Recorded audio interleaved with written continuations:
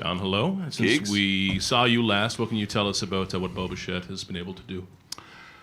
Hitting, continuing to make progress. He's going to do that again today, hit live. He's taking ground balls, running. He's going to do more of the same today. So you guys will see him out there.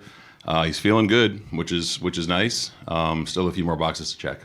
If he checks those between short, second, and DH, what feels likelier to you right now?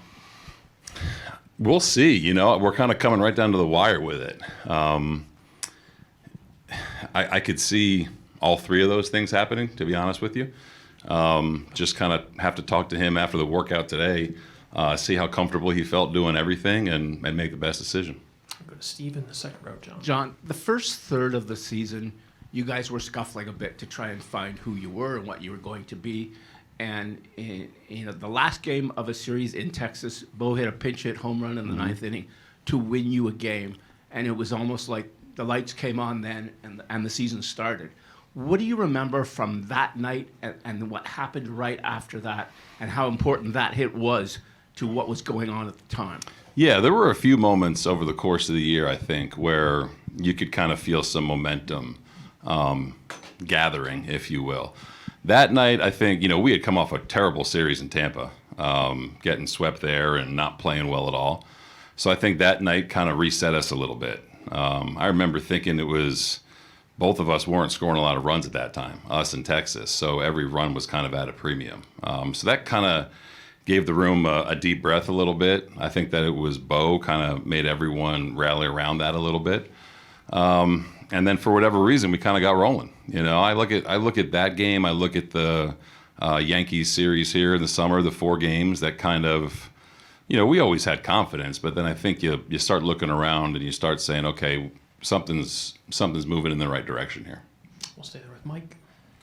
Hello, John. Hey, Mike. To the question about Bo at second, shorter DH, and we've talked a lot about how long you've been here. Bo hasn't played second base since 2018, and you saw him there, right? You were his manager. I know he's been taking ground balls, but how much of a leap is that to ask someone in the World Series to play a position that they haven't played in 7 years and have barely played? Yeah, and what did he look like then? He looked more than comfortable then. I've always said if you can play shortstop, you can kind of play anywhere. First base may be a little bit different, but he looked good then. I think that where we are now, there's going to be emotions and thoughts and feelings that these guys are going to feel that they haven't felt, regardless of if they just played in Game 7 or if they haven't played in a while, So it's a little bit of a leap, yeah, for sure. Again, I think just in conversations with Bo, he's pretty realistic about how he feels and how he will feel if he's out there. So it's something we got to continue to work through, really. And I think that if he feels comfortable doing it, I'm going to listen to players and trust them. I've known Bo for a long time. So we'll see how today goes. And just to follow up on your length of time, like this is the only uniform you've ever worn, this organization, right? This is a quarter century for you in here. To have this team in the World Series when, you're a Blue Jays lifer, what's that connection say? What does that mean for you? I mean, for me, I try to take me out of it, but for me, it's really special. Managing the rookie ball Gulf Coast League team and playing 10:30 games on a Saturday at the complex is a far cry from this, right? But I think you think about the work that you've done, the people you've met, the adjustments you've made. This was always the end goal, right, with this organization. Did I think that it would happen? Probably not, because of how this game works and how there's a lot of movement to this job. So I'm really excited about this, but I'm just as excited for guys that I've known for a long time, for Bo, for Vlad, for guys that have been here for numerous years. It's just really cool for the organization, and I'm just thankful and humbled that I'm the one doing it, leading them into the World Series. Up front on your left, Ben. Hey, John. What can you share about your plans for the starting rotation? I can share that Trey Yesavage will pitch Game 1, and we will announce Game 2 probably a little bit later today. and I'm sure I'll talk to you guys again at some point today or tomorrow, and we'll go from there. Is Chris Bassett a part of those discussions, or is he more, leverage relief like we saw in the CS? Most likely, Chris will stay in the bullpen and figure out the best spots for him. But he's, I think, throwing the ball really well, and is in a good spot physically and mentally. Third row on your right, John. Hey, John, just to go back to Bo again for a moment, specifically Bo and Vladdy, that tandem, you've watched them, I guess, since the very beginning. Can you Yeah. reflect on their relationship and what they've meant to each other all these years? I think they've both said it to where they kind of feel like brothers at this point, right? I remember getting them in A-ball in Dunedin and doing a big photo shoot with Baseball America, and they had this back-to-back picture, and we made fun of them for it, and here they are. I think that they bounce ideas off of one another. They know each other really well. They know what their swing should look like. They know what their attitudes should look like. It's pretty unique, you know what I mean, for guys to be kind of tied together from the beginning of their professional career. It's fun to watch, you know what I mean? It's fun to watch them go from kids to adults. It's fun to watch them go from minor leaguers to big leaguers and big leaguers to superstars, Not everyone gets a chance to do that. So, I mean, from my vantage point, that is. So it's been really, really fun to watch them grow, and their relationship is one of the closest ones I've seen in the game. We'll stay there with Shy.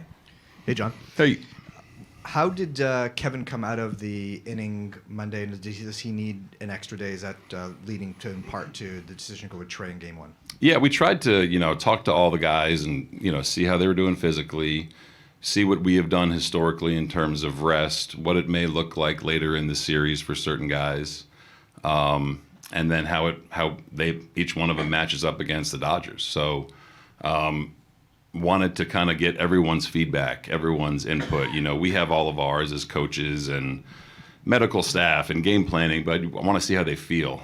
So I think just in talking to all those guys, it made sense to hold Kev off for a day. Again, still kind of working through when that will be, whether it's 2 or 3, but think that it kind of was the best possible outcome for everyone in terms of matchups and rest. And just with Bo, if you do end up carrying him, does that make it perhaps a bit more likely to go to a 14-12 split, just to have some extra options on the bench in case something's going on with him, or you just need to run for him later in a game, something along those lines? I think we're talking about that. I think we'll know more today and kind of how he responds to a little bit more activity, and kind of think about how we're going to use our pitching staff, how we're going to use our bullpen. So those are conversations we're still having, whether it's 13-13 or 14-12. 6 rows back on your left, Tyler, and then Mitch. John, how does Don Mattingly help you do your job, and what has he contributed to the team these last couple of years? Man, I could sit here and talk about Donnie forever. When I first hired him, I think it was more so wanting someone who's been through the game more than me next to me. And we've developed a really cool back and forth over the years. Last year, him being more involved with the offensive side, he's done almost everything here. But what he provides me, him, DeMarlo, and Pete are kind of my inner circle of guys that I talk to about strategy, conversations with players. But what Donnie has done, kind of along with DeMarlo, is the communication to the players has been elite in terms of how we're going to try to use them, what they should and shouldn't be ready for, and then just bouncing ideas off of him for my own sake. Talking to him before Game 7 and getting his take on what that's going to feel like. Again, Donnie was my favorite player growing up. I think everyone kind of knows that. So to have him here in his first World Series with me is unbelievably special. But he's done so many things behind the scenes to help get the staff prepared and to really help the players get prepared for how we're rolling out our lineup. We'll stay back there with Mitch. John, we asked you about pitching to Judge in the DS than Cal Raleigh last series. How different is Shohei from them, and how do your lefty relievers kind of mesh in the puzzle of Shohei? Yeah, I think they'll all kind of be part of the puzzle. Elite talent, obviously. I think you have to be very mindful of when the top of the order is coming around, right? We've talked at length about how to treat it. We've talked at length about when to do this. And you got to read the situation. You know what I mean? I mean, they have a great team. They have 3 Hall of Famers at the top of their lineup. So you got to pick your poison a little bit, but you also have to understand that I think you look at Game 4 of the NLCS, I think we're talking about a totally different kind of animal here that can do things on the field that not many people can do, with all the respect in the world for Aaron Judge and Cal Raleigh. So we'll be mindful. I do know that, and we'll try to give them as many different looks as we can. Third row right in the middle. Hey, Schneid, Hey. This is your third semi-extended layoff of the playoffs. How different or similar do you treat this to the previous 2 in between rounds? This one's similar to the last one. You know, first one after the division, you know, obviously a little bit different with some simulated games and crowd noise. This one, very similar to before the CS. You know, it's a regular workout yesterday with some live ABs. Today's going to be a little bit of the same with a little bit more attention to detail from a defensive standpoint, and then some more live ABs that will try to, you know, recreate some situations. So I think all of the fundamental stuff you feel good about. You know, we've just done it in real time, just trying to keep the rhythm and timing of guys in the batter's box. And what does this look like for Louis after throwing so many times in the first 2 series? What has his last couple of days been? I think he's been in the float tank with cucumbers in his eyes, getting a foot rub. These were good off days for him. Again, I think that Louis is a unique guy to where he is not going to back down from a challenge. He knows how we're going to be asking him to be used again. What he did, you know, so far, 10 out of 11 games being in is remarkable.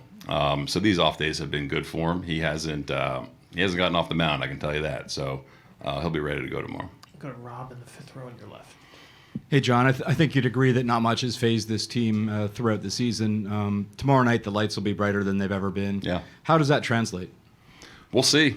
You know, I think there's a lot of firsts for a lot of these guys, myself included, staff included, you know. So I want them to enjoy it. You know, again, I think that players are going to feel certain things that they haven't felt before, right?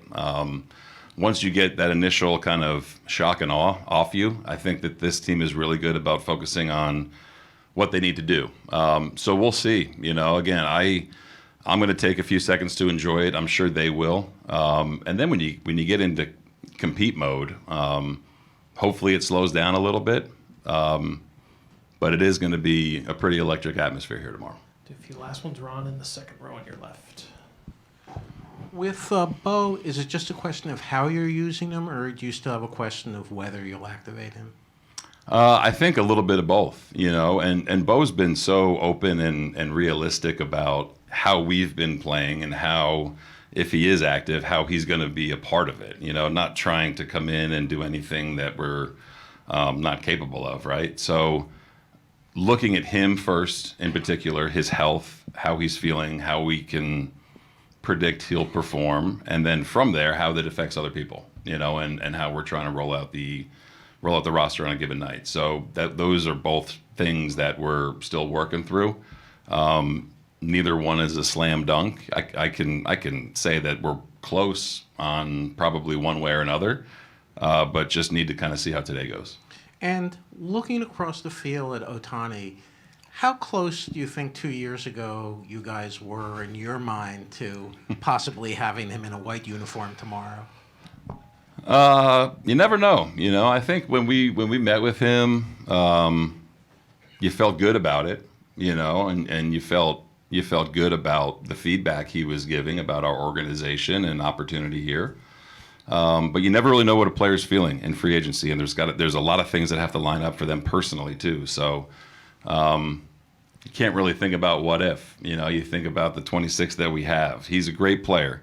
I'll say it again. I hope he brought his hat, the Blue Jay hat that he took from us in our meeting. I hope he brought it back finally. But and the jacket for decoy. You know, it's like, give us our stuff back already. But he's a great player. You know what I mean? But that aside, I think that we have a great team and just an unbelievable cast of characters and players And I think things worked out the way they're meant to work out. A few last ones right there in front. Speaking of your cast of characters, you've had George, you've had Max, Sir Anthony, you've been to the World Series before, but I want you to talk about some of the guys that maybe we're looking at trying to just get on this roster period, and Nathan Lucas, maybe Ernie Clement and Miles Straw. Talk about those guys.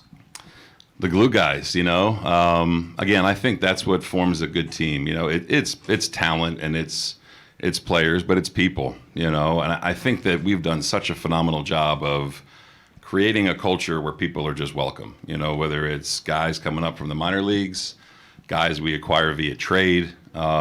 It's been really, really fun to watch it unfold. So it's kind of what we've grasped onto, kind of the standard we've set, not just the type of player we want, but the type of people we want in here too. And those guys all fit the mold. They all got valuable experience last year in a down year to make this year a little bit easier. And as we've continued to go, there's different things that are new for everyone, and they've done a phenomenal job of leaning on veteran guys. So it's really cool for them to get the recognition they deserve. The Ernies, the Miles, the Nates, Barger, these guys that are just baseball players, and they're getting rewarded for it.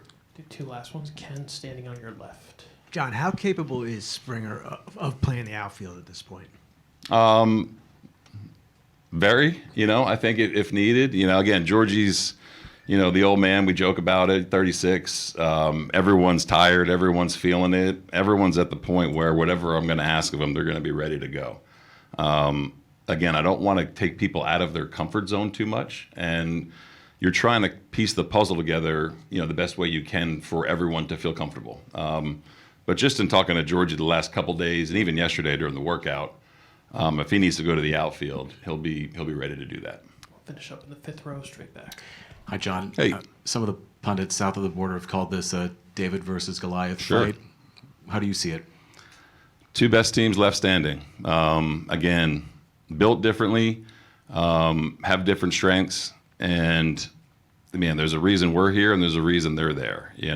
I think the one thing we cannot do is look over there and say that is Goliath. That is a beatable baseball team that has its flaws and that has its really, really good strengths. How we expose each of them will determine who wins the series. And I got all the confidence in the world in my guys. I'll say it till the day I die with this group. I'll put this group of 26 up against anybody. And they're looking forward to taking on what is on paper the best team in baseball that is playing really well right now. And I don't think they'd have it any other way. John, thanks so much. Appreciate it. Thank you, guys. Appreciate it. Did you get that? How did John Schneider deliver that news, and what was your reaction? He pretty much called me into his office, said they have faith in me to run me out there in the first game, and I was fired up. Got up, hugged him, hugged Pete. I was very excited. Are your parents and your brother, I think, is in college, I think you said before, are they going to make it up for game one? Yeah. Parents and brothers are driving up tomorrow from Pennsylvania, so they'll be here. Third row on your left, Trey. Hey, Trey, another high-pressure start for you, so I was just curious. Are you just naturally good under pressure, or is this a skill you learned along the way and really drilled down on? I mean, I've been able to go through this and handle it as diligently as possible. With this being my rookie season and having these high pressure games, I try to treat it as if it's not as high pressure as it is mentally, but I know it's there. So I think I've just developed it over time. 6 rows straight ahead, David. Hey, Trey, how much of a role has Alejandro Kirk had on you as you navigated these last couple weeks? He's a great guy to talk with. He's a leader behind the plate and in the clubhouse and in the dugout. So everywhere he's at, he's a leader, and being able to have him to my disposal is huge. Go to Ron in the second row on your left, Trey. When did John tell you this? Yesterday, today? It was yesterday. Yesterday. In his office or in the clubhouse? Or? In his office. Okay. Yep. And your arm slot, a lot of people just talk about it. Did you always have that even back to high school and Little League, or how did that develop? As far as I can remember, I never pushed it up as high as it is, so it just came naturally. And did it change and get higher over the years, or even lower? Or? I couldn't tell you. I'll have to go back and look at some old pictures. And what are some of the things other pitchers tell you that they see your slot and how it wouldn't work for them? I'm sure some people think that would hurt to go all the way up there. But I mean, everyone thinks it's unique, which it is. We'll stay in that same row with Mike on your left. Hey Trey, as excited as you are to have this start, how do you channel that emotion and excitement into focus when you're out on the mound to start it? Just knowing that I have to go out there and do my job, do everything that I can to put this team in a situation to win, and then allow the bullpen to take over and finish out the job for me.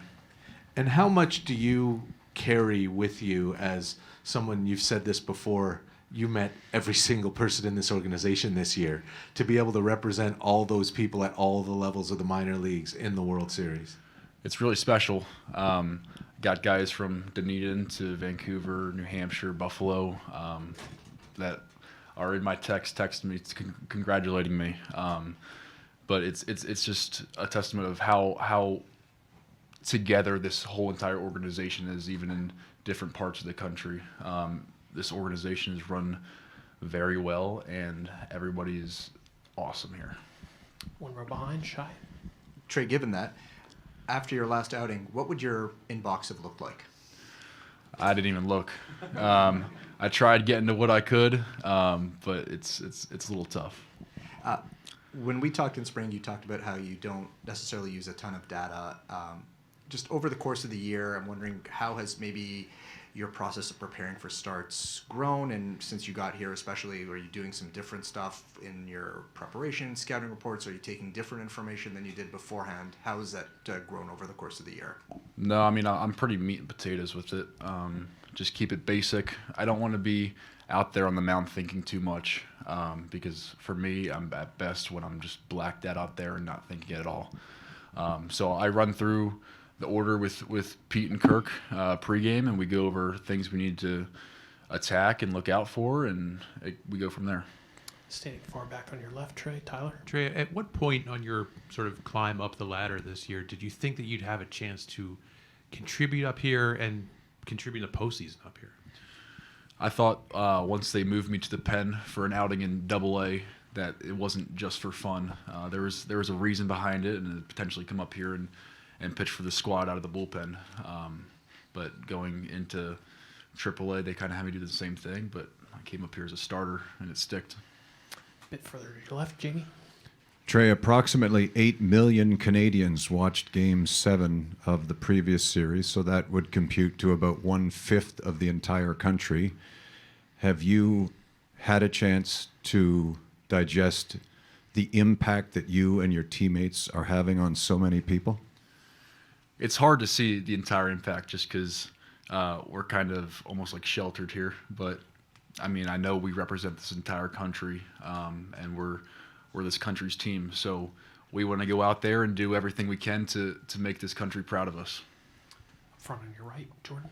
Trey, you mentioned kind of the straightforward approach to pitching that you've always had, but is there anything that's different between you now as a pitcher on the mound to what you were doing, in college at East Carolina? Yeah, I've learned to be able to navigate at bats from at bat to at bat better, making adjustments from facing the one hole the first time to the second time, and seeing what adjustments I need to make. So the aspect of like reading a swing, reading body language and stuff like that. First row on your left, Trey. Hey Trey, a lot gets made of the organization here, the chemistry with the team, the guys. I'm curious what your experience has been like, coming up so quickly from the minors, having to integrate with the guys. Just how's that experience been?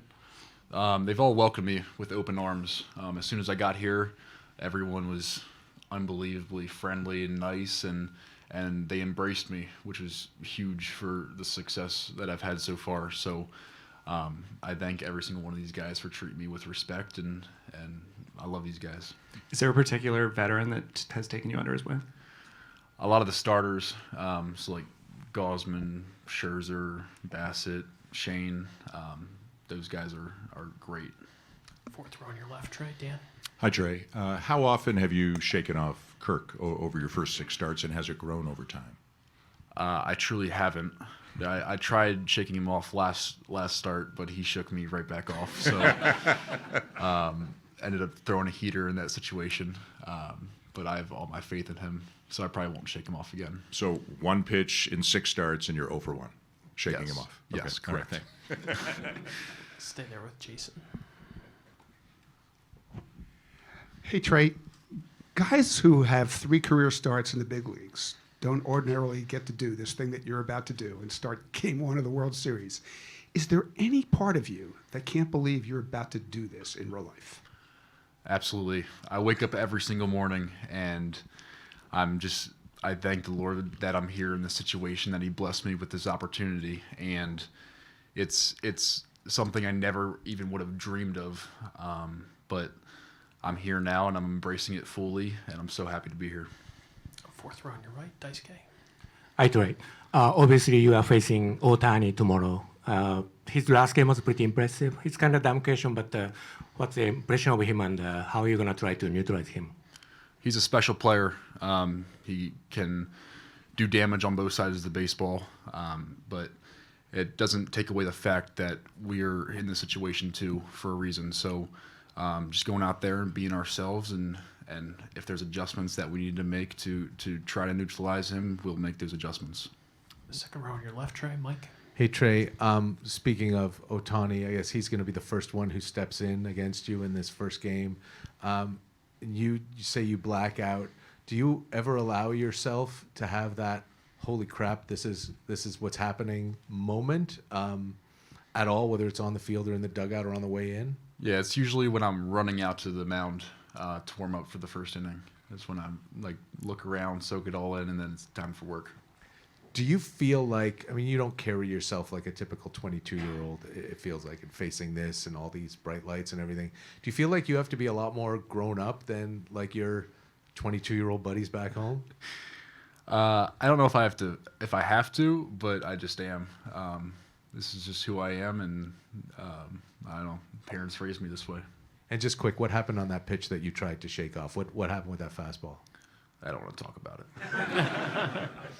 Go to the 3rd row on your left, Arash, and then we'll go to Ron.